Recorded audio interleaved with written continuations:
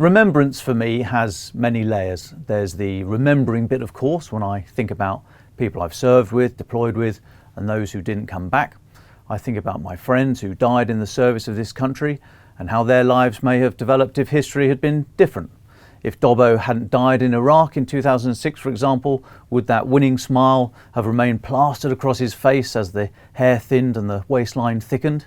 I mean, of course it would have done. This is Dobbo we're talking about, but I still wonder about everything else. Remembrance to me is also about thinking how this country may have developed if some people weren't prepared to risk everything for our values and common future. People who still believe in concepts such as duty, honour and self-sacrifice. People like the ones you're about to meet.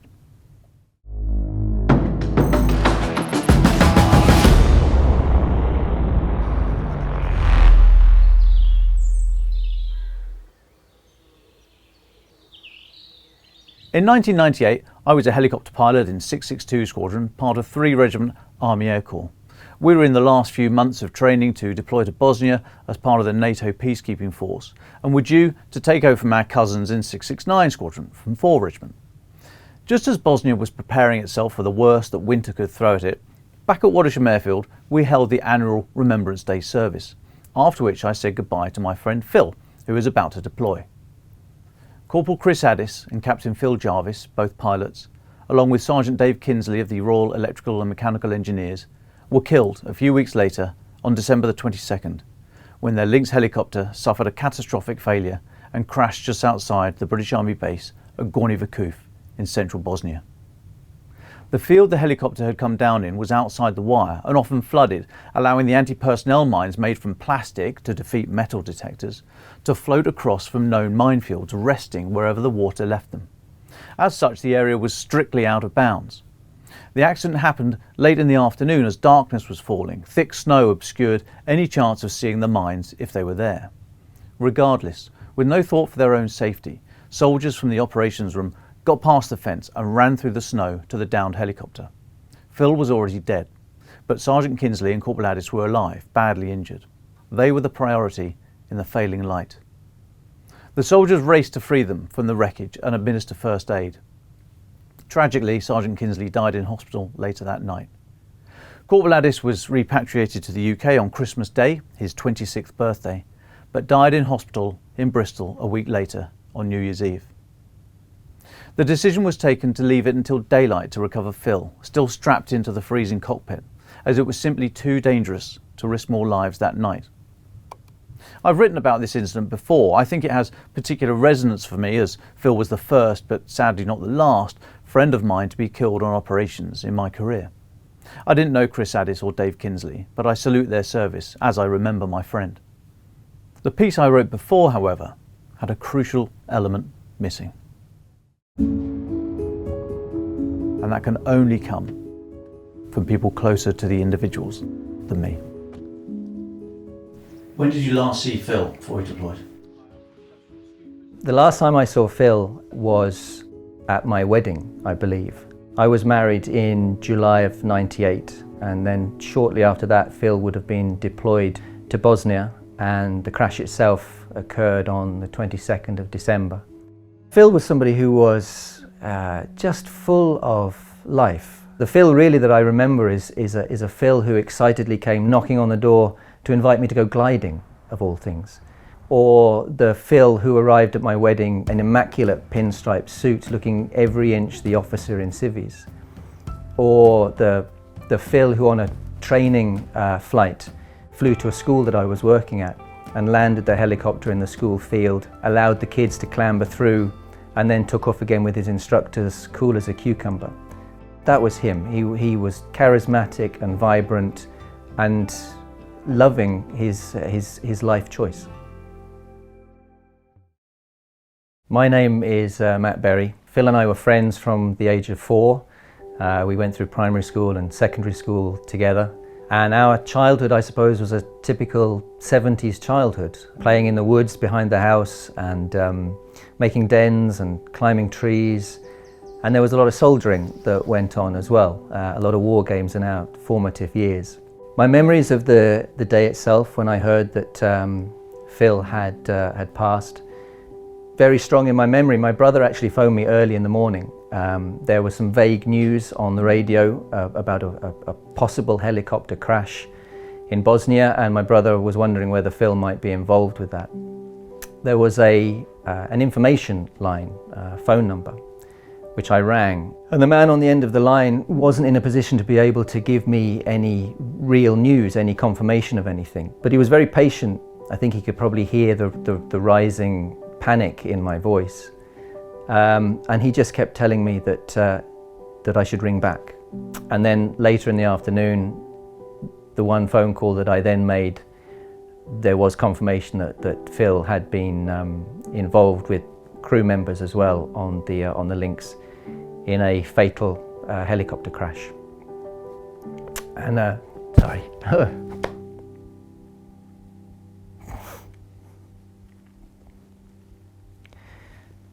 Oddly, I'm not a person who cries a great deal, but I cried a lot on that day.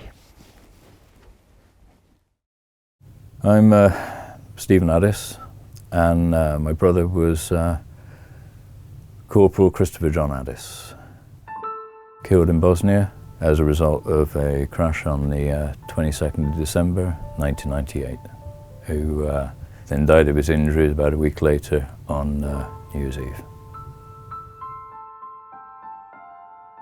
I'm not sure if wanting to be a pilot was initially in his sights, because the pilot's training is very selective. A, to get on it, and B, to get through it. You have to really want it and really work hard to achieve it to basically earn your wings.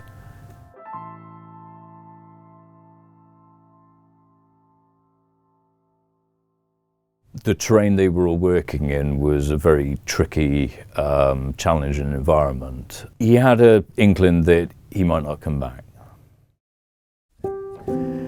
I do remember exactly where I was when I got notified. I'd just taken a temporary contract assignment, and my mother had to phone around to try and find where I was working, because this happened in the days before everybody had mobile phones. And she only knew the agency I was working for, and basically had to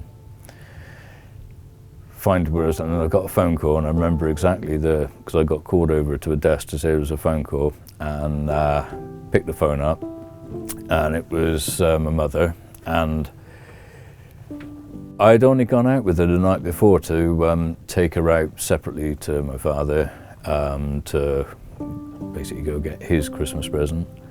And I thought she was ringing for something to do with Christmas. We knew it was serious. He came back to Bristol Airport on Christmas Day, which ironically was his 26th birthday. On New Year's Eve, it was a medical decision to turn the machine off.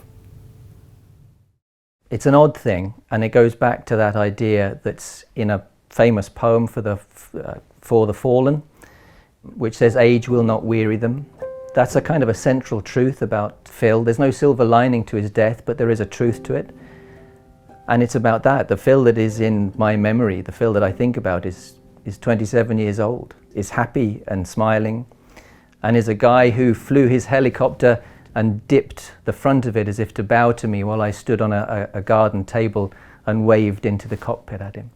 Those are the things that I fall back on, and those are the things that I remember, and I try and keep them happy. Remembrance for me has changed, and it changes as you get older, and it changes with your experiences.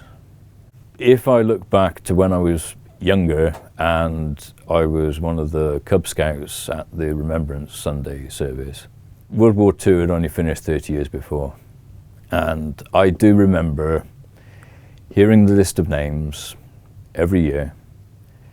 And as a child, you recognised quite a few of the family names as being family names of your friends that were listed on the names.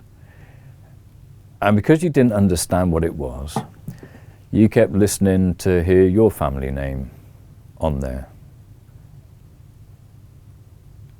And then one year, your family name was added to that list. And you've got to hear it every year. When I reflect on what remembrance means, it has a very significant meaning, I think, for me. You know, in its rawest form, it does relate to Phil because he is one of those fallen. And that's what Remembrance Sunday is for me specifically. It's a moment in time where we can give a little bit of space and consideration to people who are willing to give of themselves for purposes that aren't always necessarily close to their own hearts, but that will have a significance for other people. So that's what remembrance means to me. I've got 4 children. They understand more, they understand fully, and they know Chris by name, they know him, they know about him, and well, they know they'll never meet him. Although, when you get a young child, say, I wish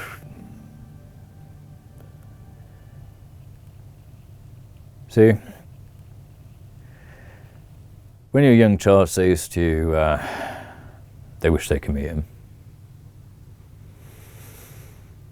what do you say to him? Sorry, love, you're never going to meet him. Remembrance, as I said at the start, has many meanings for me. What happened to Phil next epitomises what I understand by the term military service. As darkness fell and the decision was taken to leave Phil overnight still strapped into the wreckage of the helicopter, Padre Tom Place, serving the British Army base at Gorny Vakuf from the Royal Army Chaplains Department, stepped forward. Chaplains go where the soldiers go, but are non-combatants and as such don't carry weapons. They provide spiritual and pastoral support to soldiers and their families, and also teach the Army's values and standards: courage, discipline, respect for others, integrity, loyalty, and selfless commitment. Padre Tom was about to live every single one of those. I'd not been in the chaplains department long, about a year or so, when I got the operational tour in Bosnia. It was getting towards Christmas. It was very near Christmas, and I'd been doing all the preparation for Christmas, and I'd been out, and not long before I got back into camp, the helicopter had crashed into the field next door to the camp. So I thought, right, I'll go out and see if I can be of any assistance. So I climbed over the fence with other people, and we walked across the field towards the crash site, which was apparently a minefield.